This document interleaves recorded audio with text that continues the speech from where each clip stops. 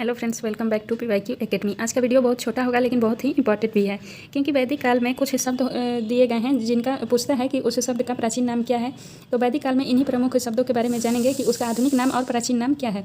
तो देखते हैं, पहला है गाय। गाय का प्राचीन नाम है अधन्या, यानी कि जिसका वध न हो उसे अधन्या कहते हैं।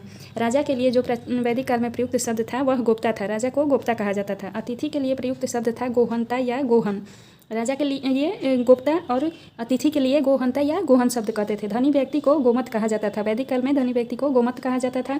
समय को गोधूली कहा जाता था और दूरी जो था इसे गौयुक्त के रूप में जाना जाता था। तो हमने देखा कि गाय को अधन्या, राजा को गोप्ता, अतिथि को गोहंता, धनी व्यक्ति को गोमत, समय को गोधूली और दूरी को गौयुक्ति के रूप में वैदिक काल में जाना जाता था।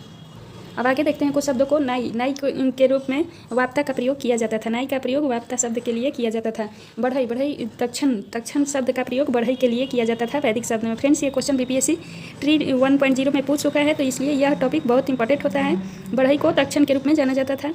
और युद्ध शब्द जो है इसका प्राचीन नाम गविष्टि, गेसु या गम्य है। वैदिक काल में युद्ध के लिए गविष्टि, गेसु या गम्य शब्द का प्रयोग किया जाता था। पुत्री के लिए द्विता शब्द का प्रयोग किया जाता था। जुलाहा के लिए, जुलाहा जो जाति होती है उसके लिए तंतुवाय शब्द का प्रयोग किया जाता था। तो वैदिक काल में जुलाहा के लिए तंतुवाय शब्द का प्रयोग किया जाता था। बढ़ई के लिए तक्षण शब्द का प्रयोग किया जाता था। नाई के लिए वाप्ता शब्द का प्रयोग किया जाता था। और युद्ध के लिए गविष्टि, गेसु या गम्य शब्द का प्रयोग किया जाता था। ये सभी शब्द बहुत इंपॉर्टेंट है फ्रेंड्स, याद रखिएगा, क्योंकि यहाँ से एक दो क्वेश्चन जरूर एग्जाम में आते हैं और वही क्वेश्चन होते हैं जो कि आपके मार्क्स को इम्प्रूव करते हैं। अगला देखते हैं हलवाहा। हलवाहा के लिए किवास शब्द का प्रयोग किया गया है वैदिक काल में। अनाज कोठार के लिए स्थिवी शब्द का प्रयोग किया गया है। अनाज कोठार जो होता है उसके लिए स्थिवी शब्द का प्रयोग किया गया है वैदिक काल में। अगला शब्द है अनाज। अनाज का धान्य शब्द के रूप में प्रयोग किया गया है। मरुस्थल को वैदिक काल में धन्व कहा जाता था। उपजाऊ भूमि जो होती है उसे उर्वरा के रूप में जानते हैं। पशु चारण योग्य भूमि को खील्य कहा जाता था।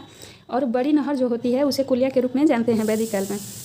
हल से बनी नालियाँ जो होती है उसे सीता कहा जाता था। वैदिक काल में हल से बनी नालियों को सीता कहा जाता था।